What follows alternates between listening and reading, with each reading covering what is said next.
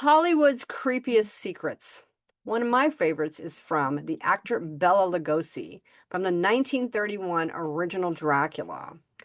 Bela Lugosi was so into his role that he was literally buried in his Dracula costume when he passed away in 1956.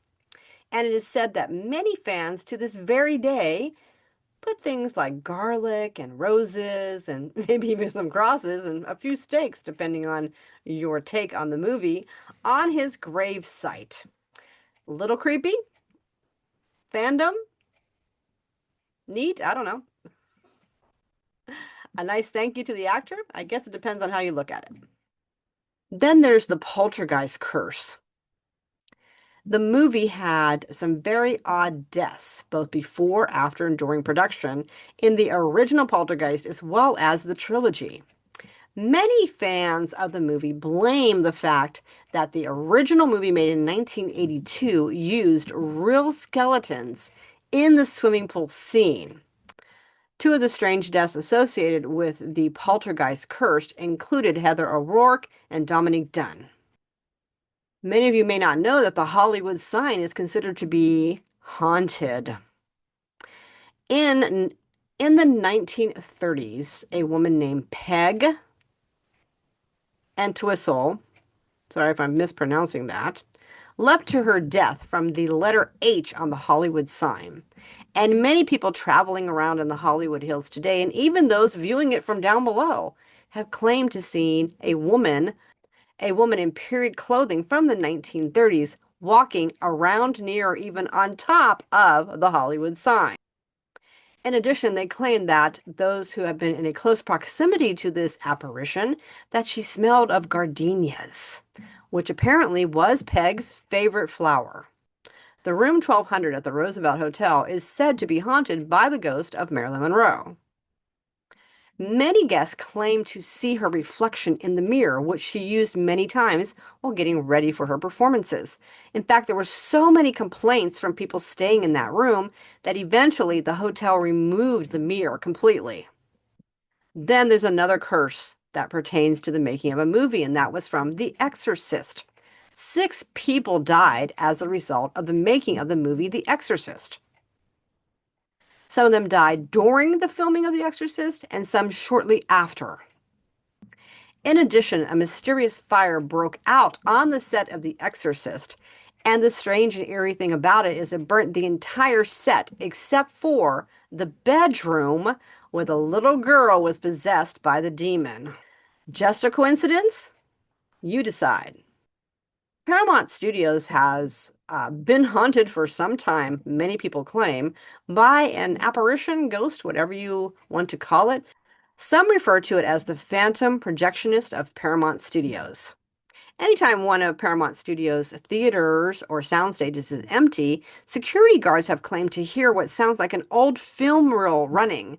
And yet when they go in to check it out, suddenly the sound stops. They've also heard sounds of what sounds like an old projector being loaded up. We had the big film reels where they would load the round film into the projector, as well as the plugging and unplugging of the film reels, and even and including what would sound like little echoes and murmurs of people talking in a theater, followed by the sound of the projector beginning to run. Now, we've probably all heard that the Titanic is cursed. That's a famous curse of this ship. But what about the actual jewel that was part of the Titanic movie? It's referred to as Heart of the Ocean. It was an prop that was inspired by the real Hope diamond, which is also said to be cursed.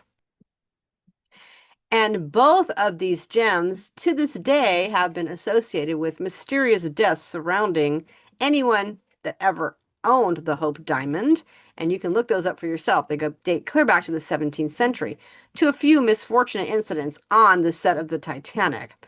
But they were filming a lot of big ocean scenes, so having something happen could have just been a coincidence. Or was it? This one is really one you might not have heard of, but during the filming of Three Men and a Baby, they claim to have seen a mysterious apparition that kept lurking around the set. It was this little boy. He would appear behind curtains, behind the cameraman. Everyone kept seeing him, except no one knew who he belonged to or who he was supposed to be. The legend persisted for many years, and eventually someone looked into it and said they thought it might have been a cardboard cutout of Ted Danson that could have been mistaken for the apparition, except Ted Danson doesn't exactly look like a little boy. So I guess you'll have to decide for yourself what that one was all about. But that legend persists till today.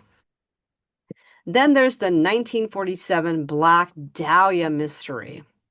This is about Elizabeth Short, who was a famous aspiring actress in 1947 until she was brutally murdered. Witnesses often claim to have seen her on the old Columbia Studios lot. Her case remains one of the darkest, deepest secrets of Hollywood. And to this very day, it remains an unsolved crime. And finally, there's the curse of James Dean's car. His famous Porsche, which I believe was the 550 Spider, nicknamed Little Bastard, killed not only him, but several others who became owners of the car later on, even owners from the salvaged parts, and up to and including the truck that transported the car after the big accident in which Dean was killed. And if the mystery of the car and all of its different owners of the different parts having bad luck is also the strange and mysterious fact that the car itself vanished.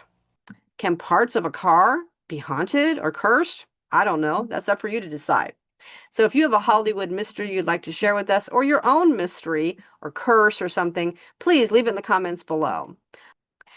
Okay, everyone, so I hope you've enjoyed this video. My name is Barb Doyon. I'm a Hollywood story analyst. And if you'd like to check out some of my information, it's down below in the description. Thank you for subscribing. And if you're interested in deep diving into Hollywood as it pertains to motion picture and television production for screenwriters and television writers, please subscribe and we'll see you next time.